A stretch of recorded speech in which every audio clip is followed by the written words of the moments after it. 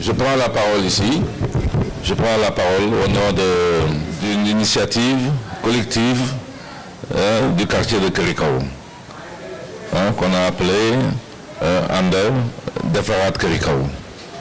Au nom de tous mes amis, tous nos parents, nos frères et sœurs de Kerikao, nous avons décidé de refaire Kerikao. Parce que Kerikao, c'était le quartier modèle, c'est le quartier qui abrite tous les services administratifs de l'État, les services privés également, les banques, les écoles, les lycées, les écoles primaires. C'est ça qui faisait la réputation de Kerikao. C'était le centre administratif et aussi le centre culturel de Rufisque. Nous qui avons grandi donc, dans cette ambiance-là, dans cet environnement transparent, propre, où les rues étaient propres, clean, où toutes les populations de Rufisque convergeaient vers Kerikao. La jeunesse également de Kerikao aimait venir à Kerikao, ne serait-ce que pour se promener, mais aussi surtout pour s'amuser, pour se distraire avec les jeunes de Kerikao. Avec les jeunes de Kerikao. Tout ça, cette réputation-là cette réputation-là maintenant a disparu. Kerikao est devenu un quartier insalubre, surtout avec les hivernages très pluvieux que nous avons connus, avec les inondations. Kerikao est devenu un quartier insalubre et invivable. C'est pourquoi les populations de Kerikao, je veux dire le conseil de quartier, le délégué de quartier, les associations que l'on connaît ici, le courriel de Paplamine Diop, qui est notre Yorim, la mission catholique aussi, qui est à Kerikao, les représentants, tous nous sommes mobilisés dans cette association-là, qu'on a appelée Ander Defarat Kerikao. Alors, donc nous avons arrêté un vaste programme d'action. Un vaste programme d'action qui se compose en deux parties.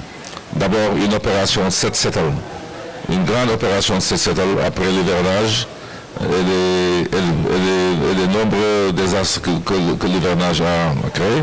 Nous allons nettoyer toutes les rues avec le soutien et l'assistance de CGU, Sonaget actuellement, avec lesquels nous avons convenu. Nous avons fait une séance de travail, nous avons fait l'état des lieux samedi dernier. Ils sont venus ici, nous avons fait le tour de tout le quartier pour voir les coins à nettoyer. Donc cette opération 7-7 aura lieu les samedis 18 et samedi 25. Donc ça va s'étaler sur 2 jours. Et nous appelons toutes les populations de Kerikao à sortir et à venir accompagner Sonaget, accompagner pour travailler et disons fournir la main d'œuvre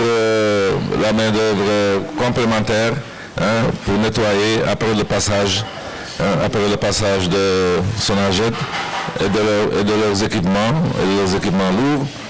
Il y aura du travail à faire. Ce travail-là ne peut être fait que par les hommes, notamment par les jeunes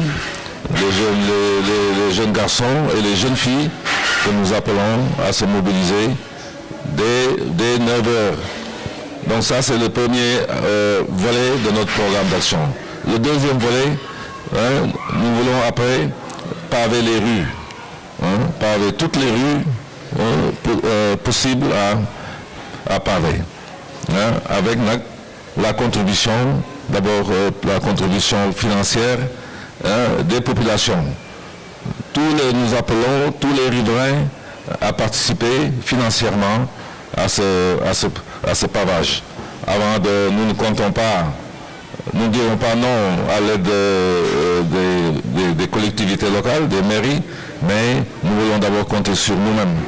Que nous-mêmes, les riverains, ceux qui habitent dans les rues, financent le gros des travaux à faire, des travaux de pavage.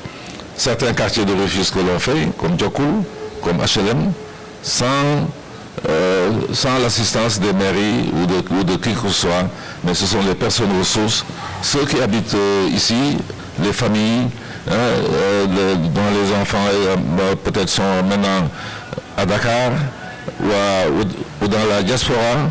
Nous faisons appel à eux pour financer ce programme-là. Nous n'avons pas encore évalué le coût de ce programme de pavage, mais nous sommes en train d'y travailler. Quand on connaîtra le montant, nous en ferons part à tout le monde et nous souhaitons que vraiment que les ressortissants de Curicao financent le gros de ces travaux-là. Alors, dans ce domaine-là également, nous voulons quand même, avant de commencer les travaux de pavage, nous assurer au niveau de l'État que l'État va régler les problèmes qui expliquent ces inondations et aussi l'envahissement de la boue au moment des inondations. Je veux parler des chantiers inachevés depuis 2009 ici à Rufisque. Le canal de l'Est qui est là a été ouvert en 2009. En 2009. Et ces travaux n'ont jamais été achevés. Il a été arrêté, on ne sait pas pourquoi, pour quelle raison. Et c'est ça qui explique avec les travaux du terre, avec les investissements du terre, que toutes les eaux de pluie qui viennent du nord se déversent avec la boue sur Curicao. C'est ce qui explique l'état de Curicao pendant l'hivernage et aussi pendant de longs mois avant l'hivernage. Pour terminer, vraiment, je demande à tous nos concitoyens de Curicao de sortir massivement samedi 18. Nous commençons donc l'opération 7-7-L. Jeunes femmes, jeunes hommes, les jeunes garçons, les jeunes filles, même les adultes, que Dieu vous garde tous. Et rendez-vous donc à samedi à 9h, Inch'Allah.